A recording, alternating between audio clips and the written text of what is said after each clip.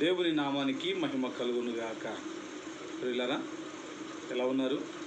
క్షేమంగా దేవుని కృపాతిశయమైనటువంటి బలమును బట్టి మీరందరూ కూడా ఆరోగ్యంగా సంతోషంగా ఉన్నారని నేను ప్రభునందు విశ్వసించువాడనై ఉన్నాను.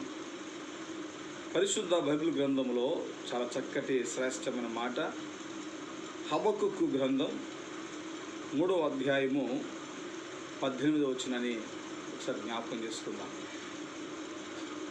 నేను యెహోవా యందు ఆనందించెదను, నా రక్షణకర్త అయిన నా దేవుని యందు నేను సంతోషించెదను అంటున్నాను.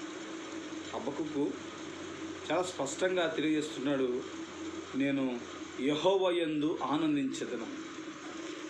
నీ జీవితంలో ఆనందం అనేది ఎక్కడ దొరకనిది, నీ జీవితంలో సంతోషం అనేది ఎక్కడ దొరకనిది.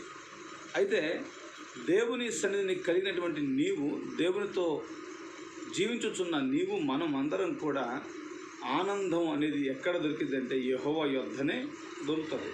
అందుకంటాడు, నేను యెహోవా యందు ఆనందించెదను, నా రక్షణకర్త అయిన నా దేవుని యందు నేను సంతోషించెదను. నాకు రక్షణ కలగజేసినవాడు, జీవాన్ని ఇచ్చినవాడు, మరణ పాశముల నుండి తొలగించినవాడు, మరణ బంధకాల నుండి తప్పించినవాడు, నన్ను సంతోషింప చేయుటకు సంసిద్ధుడిగా, మేలుకరమైనటువంటి దివ్య సంతోషకరమైనటువంటి ఆనందింపజేయటకు పరిశుద్ధాత్మ దేవుడు నా పక్షాన ఉన్నాడని చెప్పేసి నేను సంతోషించువాడినై ఉన్నానంటాడు.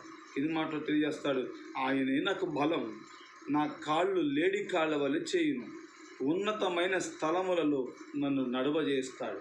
ఉన్నతమైన స్థలములో నువ్వు నడవాలన్నా, నీ కాళ్ళు లేడి కాళ్ళ వలె చేయాలన్నా, ఉన్నతమైనటువంటి బాహుబలమును పొందాలన్నా పరిశుద్ధాత్మ దేవుడు నీకు దీవెనకు కర్తగా, సమాధానానికి అధిపతిగా, సర్వేశ్వరుడుగా మన పక్షా నుండి నిన్ను కాచి కాపాడుటకు మహోన్నతుడు సంసిద్ధంగా ఉన్నాడు. కనుక ఆనందించండి, ఆనందించండి, దేవుని సన్నిధిలో ఆనందించండి.